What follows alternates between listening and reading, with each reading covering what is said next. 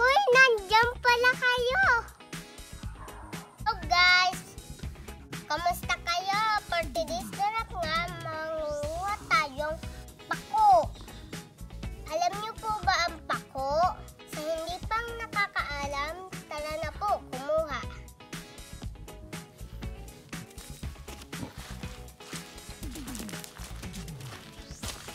Guys, masyadong madamo ng dini.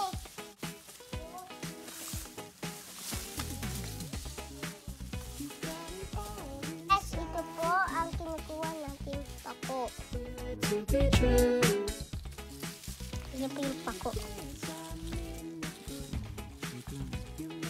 Tatawag lang po natin. Tawag po natin. Yan po. Guys, ito po ang klase ng pako. Ayan po ang kakainin natin ngayon na gulay. So guys, madami na po tayong kinuhang pako. I-insalada po natin to.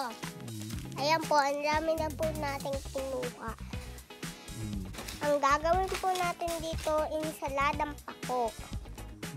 Nakatikim na po ba kayong insaladang pako? Mamaya po, ipapakita ko po sa inyo.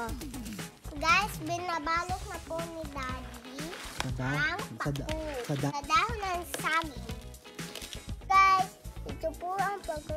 Iluluto na po natin. Tara na! Lakad.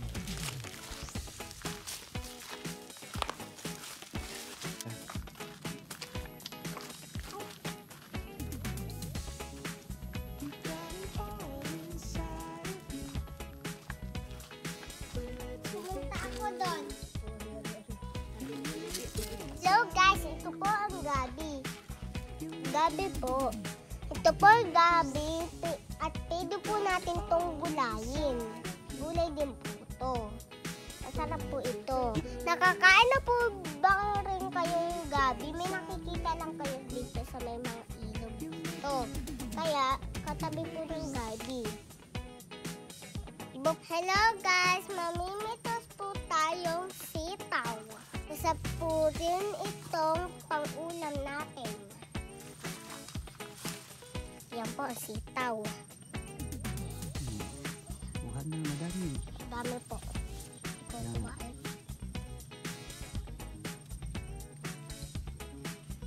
Dito po lang siya. Higit. Kuha, Para po marami. Para po lumaki tayo. Kasi sito, kasi gulay. Para. Mga bata, kumain tayong gulay ha, para lumaki tayo. Ayan, mga bata. Ayan, may puto. So guys, ito na po ang ating sitaw na marami na po natin kinuhang sitaw. Sign na po ito para ikaw ay bumitaw.